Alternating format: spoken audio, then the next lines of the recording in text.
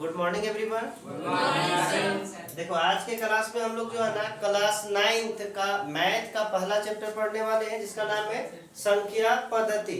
और ये संख्या पद्धति में सबसे पहले हम लोग संख्या के बारे में समझेंगे, ठीक है। देखो सबसे पहले संख्या में समझना है प्राकृतिक संख्या के बारे में। प्राकृतिक संख्या किसको बोलते हैं? तो गिनती की संख्या जो होता है ना उसे प्राकृतिक संख्या कहते हैं। देखो मेनली जो है ना इसमें जो ऑब्जेक्टिव पूछा जाएगा वो यही संख्या से रिलेटेड पूछा जाएगा। जैसे पूछा जाता है कि सत और असत में क्या पूछता है कि सभी प्राकृतिक संख्या पूर्ण संख्या होगा। ये बात का आंसर देने के लिए जो है पहले संख्या के बारे में समझना होगा, ठीक। देखो यहाँ पे जो है ना पहला प्राकृतिक संख्या, प्राकृतिक संख्या को इंग्लिश क्या बोलते हैं? Natural number. और ये प्राकृतिक संख्या तो प्राकृत संख्या भी बोला जाता है। और ये शुरू कहाँ से होता है? एक से। अर्थात गिनती की जो संख्या होता है ना उसे प्राकृतिक संख्या कहा जाता है। मतलब ये 1 से शुरू होता है और ये अनंत तक जाता है, ठीक। दूसरा कौन सी संख्या है? पूर्ण संख्या। मतलब जब इसमें 0 को शामिल कर देंगे ना, प्राकृतिक संख्या में जब 0 को शामिल कर देंगे तो पूर्ण संख्या बन जाएगा। क्या बन जाएगा? पूर्ण संख्या। लेकिन अगर यहाँ पे देखा जाए ना, अगर हम पूछे सभी प्राकृतिक संख्या, सभी प्राकृतिक संख्या पूर्ण संख्या होगा? होगा, क्योंकि जितना भी प्राकृतिक संख्या है सब का सब यहाँ पे। लेकिन अगर हम पूछे सभी पूर्ण संख्या, सभी पूर्ण संख्या प्राकृतिक संख्या होगा? सही कि गलत? गलत, क्योंकि सभी पूर्ण संख्या में 0 भी आते हैं और 0 उसमें नहीं है। अर्थात छोटा से हम बड़ा में बोलेंगे ना तब सही बात है। मतलब ये छोटा इसमें कम नंबर है और ये कम नंबर सब का सब इसमें मिलेगा। लेकिन इसमें थोड़ा सा नंबर बढ़ा है तो ये चीज उसमें सब नहीं मिलेगा। उसी तरह से अगला कौन सा संख्या है? पूर्णांक संख्या। अब पूर्णांक संख्या में थोड़ा सा और नंबर बढ़ेगा। पूर्णांक संख्या किसको बोलते हैं? तो जो ऋणात्मक और धनात्मक संख्या ना दोनों को मिला करके पूर्णांक संख्या कहते हैं। अब पूर्णांक संख्या 2 तरह का हो जाएगा, एक ऋणात्मक वाला और दूसरा धनात्मक वाला। देखो इसमें जो है ना ऋणात्मक संख्या कहीं दिखेगा? नहीं दिखेगा। लेकिन इसमें जो है ना ऋणात्मक संख्या है तो यहाँ -1 से इधर ऋणात्मक हो जाएगा, ये 1 से इधर क्या हो जाएगा? धनात्मक। तो इसको बोलेंगे ऋणात्मक पूर्णांक और इधर क्या हो जाएगा? धनात्मक पूर्णांक। मतलब ये नेगेटिव नंबर है, ये क्या है? Positive number. लेकिन यहाँ पे एक संख्या दिख रहा है 0 और यही सबसे ज्यादा पूछा जाता है कि 0 कैसी संख्या है, ऋणात्मक है या धनात्मक है। तो 0 जो है ना ही ऋणात्मक है और ना ही धनात्मक है। मतलब 1 से इधर ऋणात्मक बोला गया -1 से और 1 से इधर धनात्मक बोला गया। मतलब जो 0 है ना वो ना ही धनात्मक है और ना ही ऋणात्मक है, ठीक। अगर पूछा जाए -2 कैसी संख्या है? ऑप्शन ए प्राकृत संख्या, पूर्ण संख्या, पूर्णांक संख्या, इनमें से कोई नहीं तो क्या हो जाएगा? पूर्णांक संख्या। क्योंकि माइनस वाला नंबर केवल और केवल अभी तक में किसमें आया है? पूर्णांक संख्या, ठीक। अगर हम बोले सभी पूर्णांक संख्या, सभी पूर्णांक संख्या पूर्ण संख्या होगा, सही कि गलत? गलत, क्योंकि सभी पूर्णांक संख्या में ऋणात्मक वाला भी आता है, सब इसमें मिलेगा? नहीं मिलेगा। लेकिन अगर हम बोले सभी पूर्ण संख्या पूर्णांक संख्या होगा कि नहीं होगा? क्योंकि देखो जितना भी यहाँ पे दिख रहा है ना सब इधर मिल जाएगा। तो इधर से अगर इधर आ रहे ना तो देखो सबसे कम नंबर इसमें, उससे ज्यादा इसमें होगा, सबसे इससे ज्यादा इसमें होगा, इससे ज्यादा इसमें आएगा, है कि नहीं? तो अगर बोला जाए सभी पूर्ण संख्या पूर्णांक संख्या होगा तो सही बात है।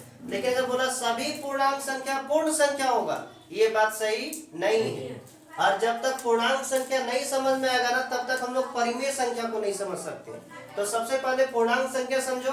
इसमें जो है ना ऋणात्मक वाला संख्या आएगा और धनात्मक वाला संख्या आएगा।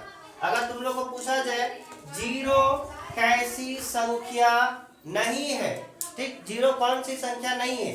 ऑप्शन ए प्राकृत संख्या, पूर्ण संख्या, पूर्णांक संख्या, परिमेय संख्या। तो प्राकृतिक संख्या नहीं, क्योंकि प्राकृतिक संख्या में 0 नहीं आता है। अगर पूछा जाए प्राकृतिक संख्या और पूर्ण संख्या में क्या अंतर है तो बस केवल 0 का अंतर है। बाकी बात देखो 1 से इधर जा रहा है, 1 से इधर जा रहा है, केवल अंतर किसका है? 0 का। अगला हम लोग समझते हैं परिमेय संख्या के बारे में, ठीक। देखो परिमेय संख्या किसको बोलते हैं? तो वैसी संख्या जिसको हम P/Q के रूप में लिख सकते हैं।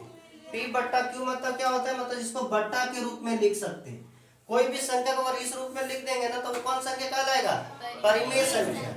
लेकिन ख्याल क्या रखना है कि जो P और Q है ना, मतलब ऊपर P है नीचे Q है, P पी और क्यू दोनों का दोनों पूर्णांक संख्या होना चाहिए। कैसा संख्या होना चाहिए? पूर्णांक। और अभी देखो पूर्णांक संख्या हम लोग समझे ना, ये संख्या होना चाहिए, लेकिन q बराबर क्या नहीं होना चाहिए? 0। मतलब 0 नीचे में नहीं होना चाहिए। ऊपर p है, नीचे q है, q जगह क्या नहीं होना चाहिए?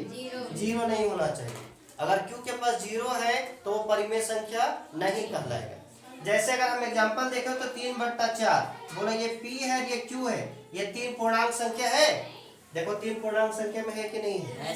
नीचे 4 है, 4 भी पूर्णांक संख्या है कि नहीं है?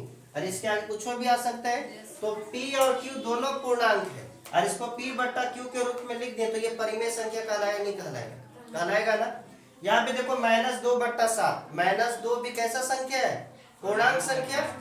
और 7 भी कैसा संख्या है? पूर्णांक संख्या। तो ये दोनों पूर्णांक संख्या p/q के रूप में लिख दें, इसलिए इसको हम बोल सकते हैं कि ये परिमेय संख्या है। अच्छा बोलो 0 परिमेय संख्या है कि नहीं है?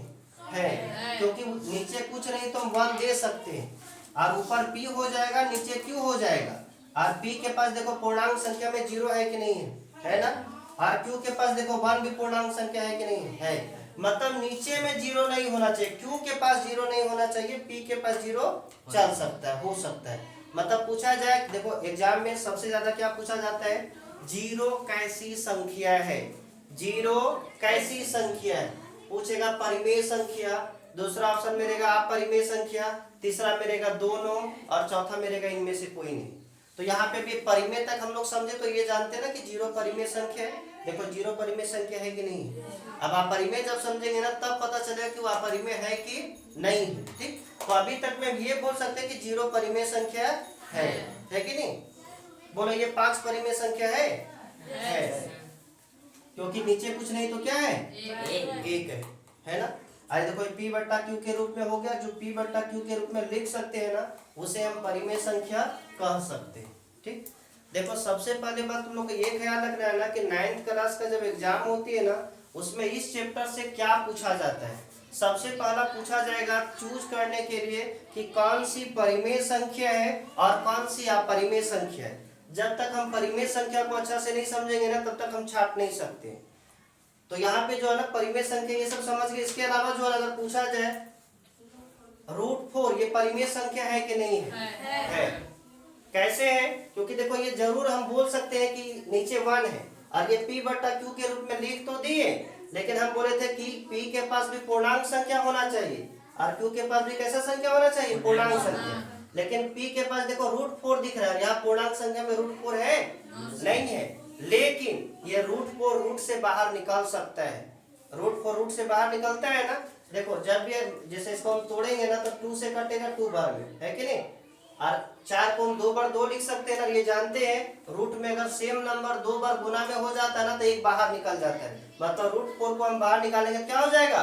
2, और ये बन जाएगा 2/1। अब ये परिमेय संख्या होगा कि नहीं होगा? होगा ना। 22/7 होगा कि नहीं होगा?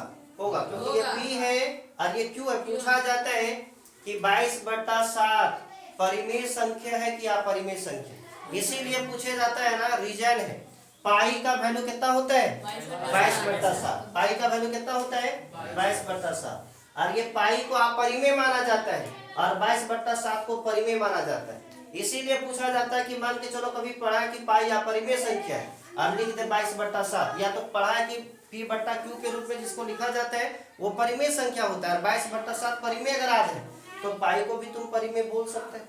लेकिन पाई का जो एक्चुअल में वैल्यू होता है ना वो 22/7 नहीं है, लगभग जो है ना ये 22/7 के बराबर है, जिसके कारण जो है ना ये 22/7 को परिमेय संख्या माना गया है।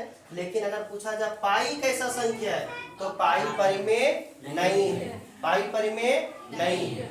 अगर पूछा जाए √2 कैसा संख्या है? √2 ये परिमेय है कि नहीं है? ये परिमेय संख्या नहीं है। इसीलिए नहीं है ना क्योंकि √2 को हम बाहर नहीं निकाल सकते। कोई भी तरह से √2 बाहर निकलेगा? नहीं निकलेगा। अगर √2 का वैल्यू भी पुट करेगा ना तो 1.41 ऐसे होगा, और बटन चलो 1 तो लिख देगा, लेकिन यहाँ पे देखो कहीं दशमलव वाला नंबर है नहीं ना, तो ये हम नहीं बोल सकते कि ये परिमेय संख्या है। तो जो परिमेय संख्या नहीं है ना उसे हम अपरिमेय कह सकते हैं। मतलब जो रूट वाला नंबर है ना वो अपरिमेय संख्या होगा। √9 जो है ना, √9 बाहर निकलेगा, क्योंकि √9 बाहर निकलेगा तो 3 हो जाएगा ना, तो वो परिमेय होगा। मतलब जो रूट वाला नंबर है ना उसे कैसा संख्या कहा जाता है? अपरिमेय संख्या। और जो रूट से बाहर निकल जाएगा ना उसे क्या कहा जाता है? परिमेय संख्या। परिमेय में किसी को दिक्कत? चलो हम जिससे पूछेंगे वो बताएगा, ठीक। देखो अगर पूछे √225 ये परिमेय संख्या क्या अपरिमेय संख्या? आर्यन चलो बोलो, √225 परिमेय क्या अपरिमेय? हाँ परिमेय संख्या कैसे? 15 का ये स्क्वायर है। देखो जब तक हम स्क्वायर नहीं याद करेंगे ना तब तक हम ये नहीं बता सकते कि परिमेय है क्या अपरिमेय। तो इसके लिए जरूरी हमको क्या है? वर्ग संख्या याद करना। जैसे 1 का स्क्वायर क्या होता है, 2 का स्क्वायर क्या होता है, कम से कम 20 तक जरूर याद होना चाहिए। अगर 20 तक नहीं याद है बैठ जाए, अगर 20 तक नहीं याद है ना तो फिर दिक्कत हो जाएगा पहचानने में। जैसे मान के चलो ये अगर याद रहता कि ये 15 का स्क्वायर है तो हम पूरा पूरी बता सकते थे कि ये कैसा संख्या है? परिमेय संख्या है। लेकिन अगर हम नहीं जाने कि 225 किसका, तब तो निकालना पड़ेगा ऐसे करके, है कि नहीं? और इसमें टाइम लगेगा। उससे अच्छा क्या है कि हम 20 तक का वर्ग याद कर लेंगे। तो जब 15 का वर्ग याद करते हैं तो वहाँ पे 225 आता, और 225 जब 15 का वर्ग है तो इसका वर्गमूल करेंगे तो 15 आएगा कि नहीं आएगा? आएगा। तो इस तरह से बता सकते हैं कि √225 कैसा संख्या है? एक परिमेय संख्या है, ठीक। लेकिन अगर मान के चलो तुम बोला √15 कैसा संख्या है, तो √15 तुम बाहर निकाल सकते हो?